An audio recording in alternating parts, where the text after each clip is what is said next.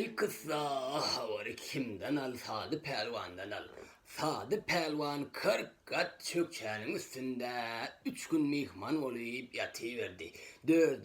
gün ir seher bilen Esselamu aleyküm mihman deyip ağoyun kapısından Hatem Tay girdi.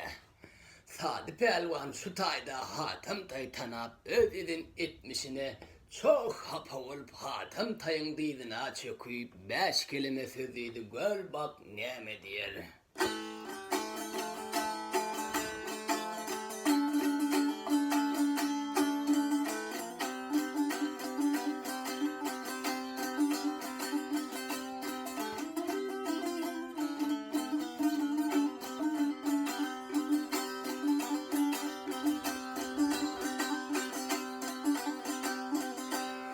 Ah yaray,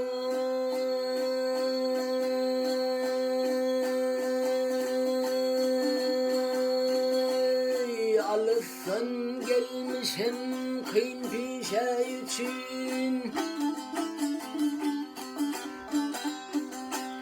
Alırsan gelmişim kıyın pişe için. Bu pelimden el götürdüm ben Hatem. Bir günah eyledim, günahımı geçkil. Pata versen ayday gaydar men Hatem.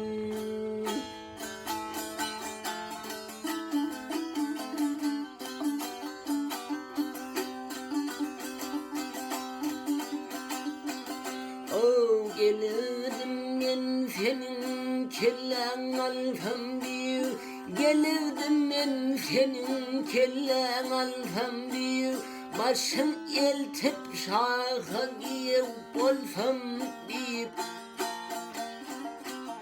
Bu işleri bercayına salsam bir.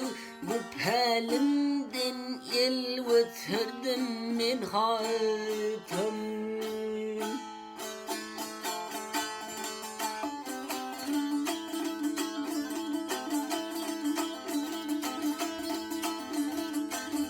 O senin ayet anlattırmaz.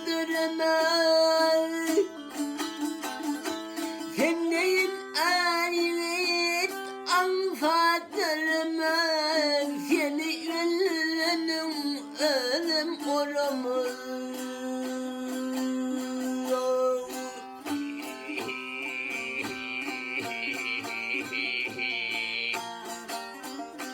Mertivitler mardar işe karamaz.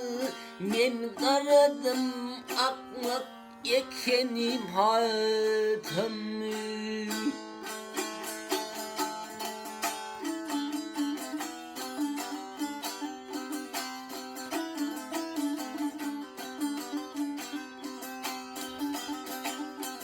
Oh Sadı Pelvan aydar nedir bu işler? Sadı Pelvan aydar nedir bu işler? Yanlışlığa yamanlık kılınsa iştir. Pata versen idam dolansın başlar. Boy cehennem ölüm öleyim Hatem.